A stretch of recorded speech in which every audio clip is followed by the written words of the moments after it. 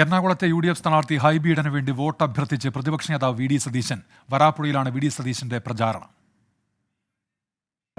MP ആയതിനു ശേഷം വിശ്രമമില്ലാതെ ജനങ്ങളുടെ ഇടയിൽ പ്രവർത്തിച്ചിട്ടുണ്ട്. ഒരു സ്ഥലത്തും ഒരു പരാതി അദ്ദേഹത്തെക്കുറിച്ചില്ല. അദ്ദേഹത്തെ കാണുമ്പോൾ തന്നെ എല്ലാവർക്കും ആവേശമാണ്, എല്ലാവർക്കും അറിയാം, വ്യക്തിപരമായി അറിയാം.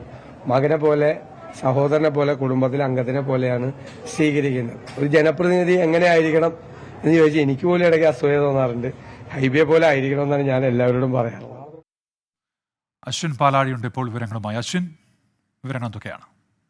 ഉന്മേഷ, പ്രതിപക്ഷ നേതാവിന്റെ മണ്ഡലം കൂടിയാണ് ഇന്ന് ഹൈബി പ്രചരണത്തിന് തിരഞ്ഞെടുത്തിരിക്കുന്നത്. അതുകൊണ്ടാണ് അദ്ദേഹം മണ്ഡലത്തിലുള്ള ദിവസം തന്നെ പ്രചരണത്തിന് ആ മണ്ഡലം തിരഞ്ഞെടുക്കുകയും ചെയ്തു. എന്തായാലും ഇവിടെ പറവൂർ നിയോജക മണ്ഡലത്തിൽ വരാപ്പുഴ അടക്കമുള്ള പ്രധാന പ്രദേശങ്ങളിൽ VD സതീശൻ ഹൈബിയുടെയൊപ്പം 1 മണിക്കൂറോളം ഉണ്ടാകും. അദ്ദേഹം പ്രധാനപ്പെട്ട സ്ഥലങ്ങളിൽ സ്ഥാനാർത്ഥിക്കൊപ്പം തന്നെ പോയി വോട്ടഭ്യർത്ഥിക്കുകയാണ്.